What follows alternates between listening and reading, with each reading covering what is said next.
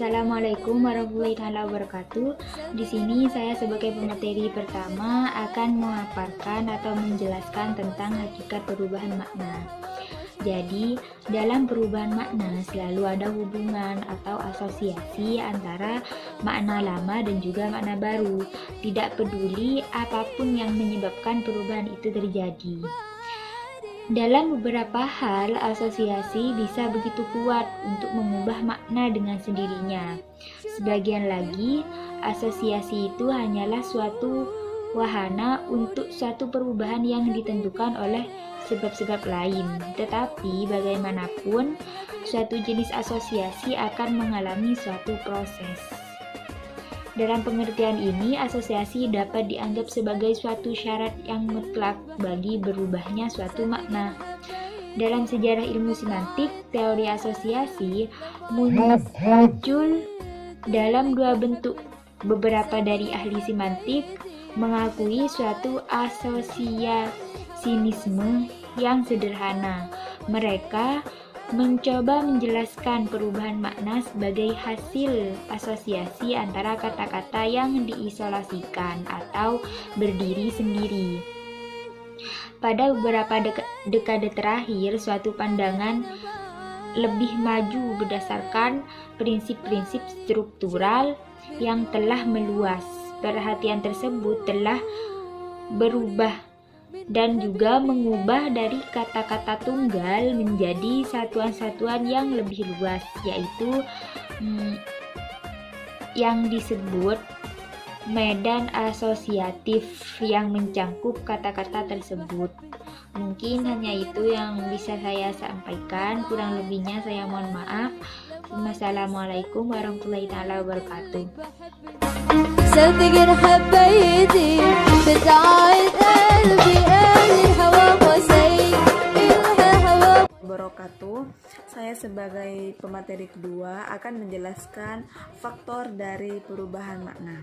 Yang pertama ada perkembangan ilmu pengetahuan dan teknologi atau bisa disebut dengan iptek.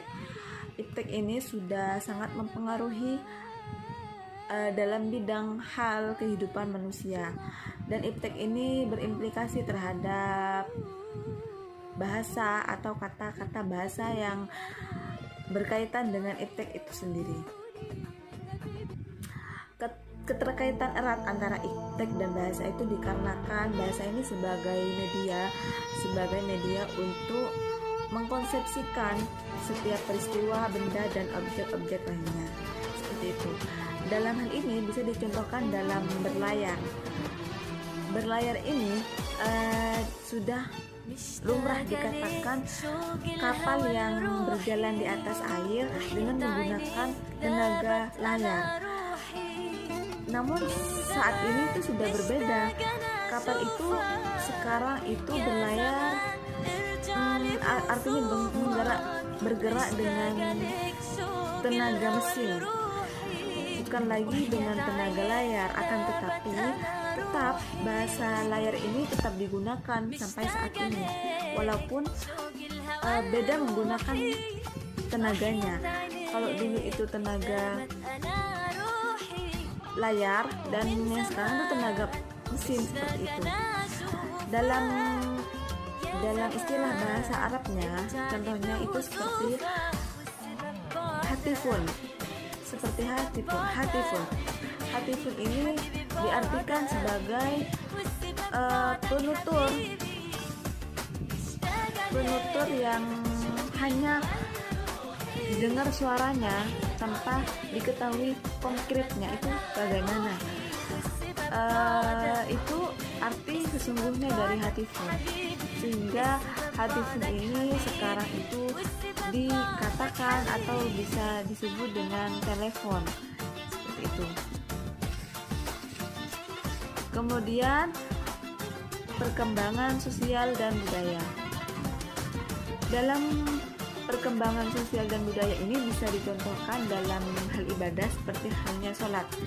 Sholat ini arti hakikatnya itu ialah berdoa. Namun untuk sekarang itu sholat itu sudah kita pahami, sudah kita faktor selanjutnya ialah faktor perasaan emosional dan jiwa. Kata-kata yang diucapkan atau ditulis itu dapat mengandung makna negatif, maka hal tersebut itu disebut tabu. Namun tabu ini tidak dapat menyebabkan terjadinya perubahan makna. Tapi akhir-akhir ini muncul kata-kata baru sebagai pengganti kata-kata lama yang dianggap tabu itu sendiri. Contohnya seperti seni yang mempunyai dua arti, yaitu air kencing dan halus. Kemudian yaitu penyimpangan bahasa. Penyimpangan bahasa ini biasanya terjadi pada makna kiasan atau makna yang kurang dipahami maksudnya, seperti itu. Atau bisa juga terjadi pada anak-anak yang berinteraksi dengan remaja atau orang tua yang mengakibatkan atau memunculkan kata-kata baru, seperti itu. Mungkin hanya ini yang dapat kami sampaikan, kurang lebihnya mohon maaf. Wassalamualaikum warahmatullahi wabarakatuh. أيامك أياما وانتظر ترجع لي بغرامك غرام والسبب. Assalamualaikum warahmatullahi wabarakatuh. Jadi hari ini saya akan menerangkan tentang bentuk-bentuk perubahan makna. Jadi tadi sudah diterangkan ada hakikat makna, apa itu hakikat perubahan makna, dan apa saja faktor-faktor perubahan makna. Jadi sudah diterangkan sebelumnya faktor perubahan makna. Saya akan menerangkan bentuk-bentuk perubahan makna itu apa saja. Yaitu yang pertama yaitu tausi'ul makna, yaitu perluasan makna. Perluasan makna, yang dimaksud perluasan makna, yang mana makna tersebut asalnya khusus menjadi umum. Gitu. Contohnya saja saudara. Saudara kalau makna asalnya yaitu seperut atau sekandung. Jadi orang yang sama-sama keluar dari satu rahim itu dikatakan saudara. Itu makna asalnya. Tetapi banyak orang tadi sudah disebutkan, maknanya orang mengartikan saudara itu siapa saja yang ada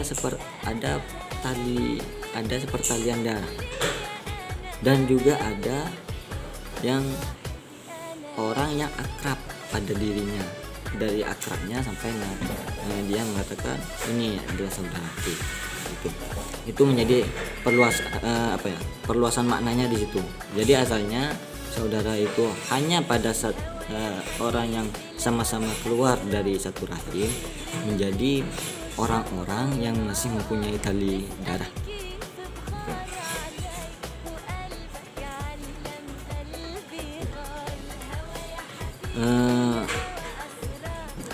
Ya, contohnya lagi yaitu kalau di bahasa Arab yaitu al-ba'su, bukan, ar-rafidah. Ar-rafidah itu adalah salah satu sekte kaum Syiah di Kufah. Itu ada kota, ada desa namanya Rafidah. Nah, itu adalah sekte Syiah, kelompok Syiah. Tetapi di Indonesia pun, dimanapun Syiah itu berada, sekte Ar-Rafidah itu tetap dikatakan sekte Ar-Rafidah. Jadi bukan hanya di Kufah, jadi bisa saja di Indonesia juga ada sekte Ar-Rafidah gitu. Kan makna asalnya khusus pada sekte Kufah menjadi umum, yaitu bisa sekte Ar-Rafidah yang ada di Indonesia, yang ada di Malaysia, yang ada di negara-negara yang lain gitu. Jadi asalnya kan di Kufah. Selanjutnya yaitu adalah tadyiqul makna, atau bisa dikatakan penyempitan makna. Penyempitan makna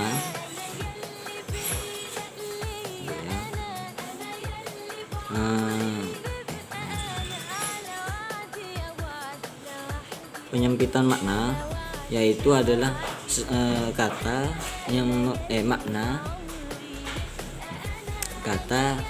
mempunyai makna umum yang mempunyai makna umum lalu disempitkan menjadi khusus. Jadi asalnya umum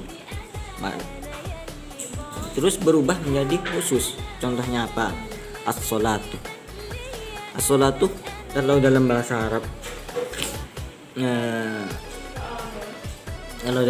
Arab itu artinya doa, tetapi bermakna khusus, berubah menjadi makna khusus ketika sudah masuk pada ranah zona Islam. Jadi menjadi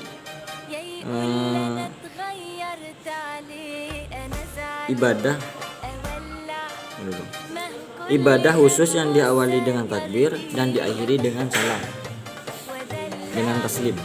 Jadi asalnya as-sholatu itu dalam bahasa Arab yaitu doa, berubah menjadi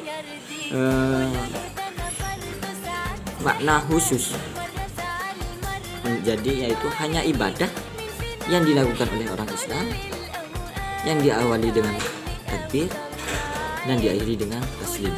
Itu as-sholatu. Ada lagi yaitu al-mu'min, al-muslim. Al-muslim kalau di dalam bahasa Arab, di kamus bahasa Arab, yaitu orang yang berserah diri. Tetapi orang yang berserah diri ini bisa tunduk terhadap perintah Allah. Jadi berubah maknanya menjadi khusus, yaitu hanya tunduk terhadap perintah Allah. Asalnya berserah diri bisa saja sama siapa saja, berserah diri sama setan, berserah diri sama ini, berserah diri sama negara ini. Berubah maknanya menjadi berserah diri hanya tunduk terhadap Allah Subhanahu wa taala. Dan yang terakhir yaitu perubahan total atau inhitotul makna. Inhitotul makna yaitu maknanya berubah total. Dari yang asalnya A berubah total menjadi B, jadi tidak ada kemiripan gitu. Dan asal yang sebelumnya itu ada kemiripan makna gitu. Jadi ketika subah merubah di inhitotul makna itu tidak ada kemiripan makna, tidak ada kemiripan makna. Ada yang bermirip makna, tapi itu hanya sedikit gitu. Contohnya yaitu ceramah.